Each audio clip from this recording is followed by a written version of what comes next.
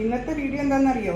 നല്ല കാന്താരി ചെമ്മീനാണ്. കാന്താരി പ്രോൺസ് കൊടംപുളിയും തേങ്ങാക്കൊത്തും എല്ലാം കൂടെ ഇട്ട് റെഡിയാക്കിയ നല്ല കാന്താരി പ്രോൺസ് എങ്ങനെ ഉണ്ടാക്കുന്നതെന്ന് സ്റ്റെപ്പ് ബൈ സ്റ്റെപ്പായിട്ട് നിങ്ങളൊന്ന് കണ്ടു നോക്കിയേ. വളരെ ടേസ്റ്റി ആയിട്ടുള്ളൊരു ഡിഷാണ് കാന്താരി തവ പ്രോൺസിൻ്റെ. ഫസ്റ്റ് സ്റ്റെപ്പായിട്ട് ഞാനിപ്പോൾ ഒരു 300 ഗ്രാംസ് പ്രോൺസ് എടുത്തിട്ടുണ്ട്. അതിൻ്റെ അരപ്പിനുള്ള ഇൻഗ്രീഡിയൻസ് എന്തൊക്കെയാണെന്ന് പരിചയപ്പെടുത്താം. അതായത് 4-5 വെളുത്തുള്ളി, ഒരു 10-12 കാന്താരി മുളക്, ഒരു 5-6 അല്ലി വെളുത്തുള്ളി, ഒരു കഷ്ണം ഇഞ്ചി, കറിവേപ്പില. ഇതെല്ലാം കൂടെ അരച്ച് പരട്ടി നമുക്ക് മഞ്ഞൾപ്പൊടി ഉപ്പും ചേർത്ത് മാരിനേറ്റ് ചെയ്ത് ഒരു 15 മിനിറ്റ് ഈ പ്രോൺസിന് വെക്കണം.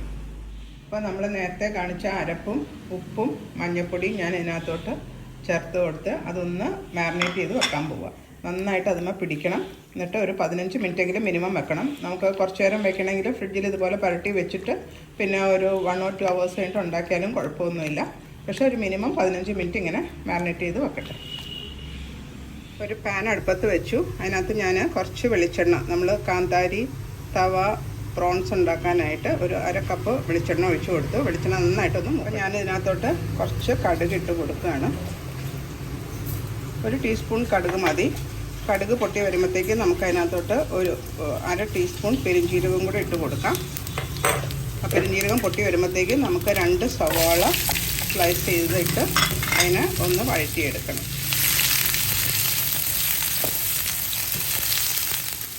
അതേ നമ്മുടെ ഉള്ളിയൊക്കെ നല്ലൊരു ഗോൾഡൻ ബ്രൗൺ ആയിട്ടുണ്ട്.